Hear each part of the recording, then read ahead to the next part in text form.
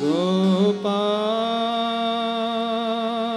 राधे कृष्ण गोविंद गोविंद गोपाल राधे कृष्ण गोविंद गोविंद गोपाल राधे कृष्ण गोविंद गोविंद गोपाल राधे कृष्ण गोविंद गोविंद गोपाल राधे कृष्ण गोविंद गोविंद गोपाल राधे कृष्ण गोविंद गोविंद। एक में ब्रह्म तत्व का वर्णन, दूसरे में माया का वर्णन, तीसरे में जगत का वर्णन और चौथे में जीव और उसके कर्तव्य का वर्णन। 4 श्लोक में 4 तत्व का वर्णन और कोई वर्णन नहीं। बड़ा सुंदर श्लोक है। अमेवासमेवाग्रे नान्यद्यद सदसत्परम् पश्चादहं यदेतच्च यो वशिष्येत सोऽस्म्यहम् ऋतेर्थं यत् प्रतीयेत न प्रतीयेत चात्मनि तद्विद्यादात्मनो मायां यथा भासो यथा तमः। ब्रह्मा, तुम ज्ञान का उपदेश सुनो। ये दुनिया बनने के पहले केवल मैं ही था। अहमेव आसम, मैं ही था, केवल मैं था, अद्वितीय, दूसरा कोई था ही नहीं। और जब ये दुनिया नहीं रहेगी तब केवल मैं ही रहूंगा, मेरे में ही दुनिया लीन हो जाएगी। इसलिए पहले मैं था, बाद में मैं रहूंगा, तो बीच में कौन है? बीच में कौन है? बीच में भी केवल मैं ही मैं हूं। क्योंकि जो आदि में होता है पहले जैसा था, जो आदि में होता है वही अंत में होता है। ये नियम है। आप एग्जाम्पल में समझें, जैसे ज्वेलरी बनने के पहले सोना है और ज्वेलरी टूट जाएगी तब क्या बचेगा? सोना। लेकिन जिस समय ज्वेलरी दिखाई दे रही है उस समय क्या है?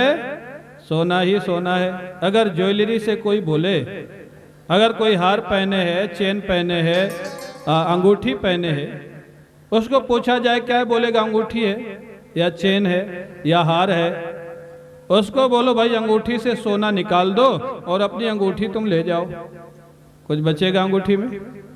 हार में से सोना निकाल दो और हार अपना ले जाओ। अरे तो व्यवहार के लिए नाम बना दिए गए। ऐसी वस्तु हो उसको अंगूठी बोलते हैं, उसको चैन बोलते हैं, उसको हार बोलते हैं, लेकिन वास्तव में सोना ही सोना है। जो आदि में होता है, जो अंत में होता है, वही मध्य में होता है।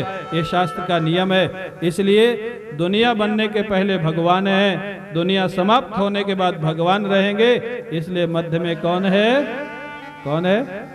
भगवान ही भगवान है। ये सारा जो रूप दिखाई दे रहा है ना, ये भगवान का रूप है। ये केवल भगवान ही भगवान है। आप कहेंगे हमको तो दिखता नहीं। अरे हमको नहीं दिखता तो हमारी नजर की कमजोरी है। तुलसीदास जी को दिख गया कि ये सब भगवान है, एकनाथ जी को दिख गया कि ये सब भगवान है, नामदेव जी को दिख गया कि ये सब भगवान है, नानक जी को दिख गया कि ये सब भगवान है। तो उनकी नजर ठीक थी और हमारी नजर ठीक नहीं है। जैसे जब किसी को मोतियाबिंद हो जाता है, कैटरेक हो जाता है, तो उसको एक चंद्रमा का 2 चंद्रमा दिखाई देता है, या एक आदमी का 2 आदमी दिखाई देता है। क्या 2 आदमी होता है? क्या आदमी एक ही होता है। वो आंख की गड़बड़ के कारण 2 दिखाई देता है। बंबई में एक डॉक्टर के पास एक पेशेंट गया, आई डॉक्टर के पास, बोले महाराज हमको 1 का 2 दिखाई देता है। डॉक्टर बोला तुम तीनों को एक ही तकलीफ है क्या? डॉक्टर को 3 दिखाई देता था, उसको पता ही नहीं था कि उसको भी मोतियाबिंद है। उसको मालूम नहीं था उसको भी हो रखा है मोतियाबिंद, कैटरेक हो रखा है। तो ये 2 दिखाई देना, 3 दिखाई देना, ये आंख का दोष है, ना कि व्यक्ति का। इसी प्रकार से भगवान है लेकिन दिखाई नहीं देता है, ये हमारी नजर का दोष है। ये माया है। जैसे पूछा जाए आपसे कि ये क्या है, ये आपसे अगर पूछा जाए ये क्या है तो क्या बोलेंगे? माइक है। ये माइक में पहले लोहा दिखता है कि पहले माइक दिखता है? बता सकते हो? पहले क्या दिखता है आपको, माइक के लोहा? माइक दिखता है। लोहा निकाल दे तो माइक दिखेगा? नहीं दिखेगा। पहले लोहा दिखता है। लेकिन किसी को भी पूछोगे ये क्या है तो बोलेगा माइक है। लोहा है कोई नहीं बोलेगा, क्योंकि व्यवहार में इसका नाम माइक है। इसी प्रकार से जितनी दुनिया बनी है व्यवहार में उसका नाम रूप रख दिया गया है। अरे बच्चा जब जन्म लेता है उसके कान में बोला जाता है तुम राघवोशी केशवोशी, तुम्हारा नाम राघव है, तुम्हारा नाम केशव है। अब आजकल तो राघव केशव रखते नहीं, चिंकू पिंकू टिंकू रखते फालतू के नाम। तो इसलिए अच्छे नाम रखना चाहिए। लेकिन वो बच्चे को पता नहीं, धीरे धीरे सुनते सुनते वो बच्चे को लगना लगता है मेरा नाम केशव है। फिर सोते समय भी कोई बुला दे केशव तो नींद से जग जाएगा। इतना दृढ़ हो जाता है। क्या पिछले जन्म में भी उसका नाम केशव था? नहीं था। इस जन्म में जन्म लेने के बाद बताया गया तेरा नाम केशव है, तेरा ये परिवार है, तेरा ये घर है। उसको मान मान करके उसको जबरदस्ती मनवा दिया गया। और उसके बाद उसको दृढ़ हो जाता है। ये व्यवहारिक सत्ता है, व्यवहार के लिए है। माया में है महाराज। माया असलियत को ढक देती है और जो नहीं है उसको दिखा देती है। इसी का नाम माया। माया माने जादू। जादू, जादूगर का खेल देखा कभी आपने? जादूगर जो होता है वो जो है उसको गायब कर देगा। एक बार मैंने देखा जादूगर अपने बच्चे के साथ आया हुआ था। एक टोकरी के अंदर अपने बच्चों को बैठाल दिया, कपड़ा ढक दिया, पता नहीं क्या घुमाया, टोकरी उठाया, बच्चा था ही नहीं, वहां गायब था बच्चा। थोड़ी देर के बाद देखा वो बच्चे की जगह कबूतर घूमने लग गए। 2 कबूतर निकल आए।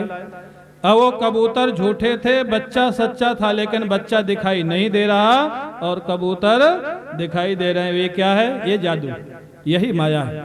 माया का काम यही है। भगवान है ही नहीं देती है और दुनिया नहीं है। आप कहेंगे, आप कहते दुनिया नहीं है, ये क्या है? ये दुनिया ही तो है। मैं कहता हूं इसमें पंचभूत निकाल लो जो भगवान का सृष्टि है। पंचभूत आकाश, वायु, अग्नि, जल और पृथ्वी, दुनिया नाम की कोई चीज नहीं बचेगी। सच्चाई यही है। इसलिए एतावदेव जिज्ञास्यम, हमारा आपके जीवन का पहला कर्तव्य क्या है? भगवान विष्णु नारायण ब्रह्मा जी को उपदेश देते, एतावदेव जिज्ञास्यम, मनुष्य जन्म लेने का पहला कर्तव्य है क्या?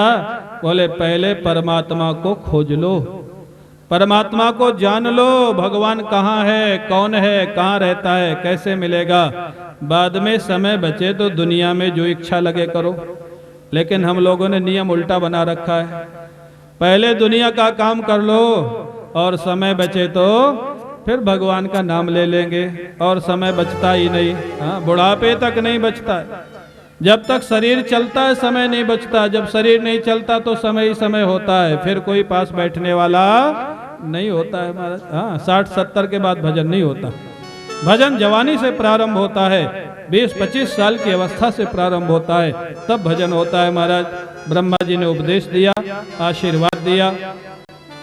यही चतुश्लोकी भागवत ब्रह्मा जी को जब नारायण ने सुनाई, ब्रह्मा जी ने नारद जी को सुनाई, नारद जी ने व्यास जी को सुनाई, व्यास जी ने महाराज इसका विस्तार किया।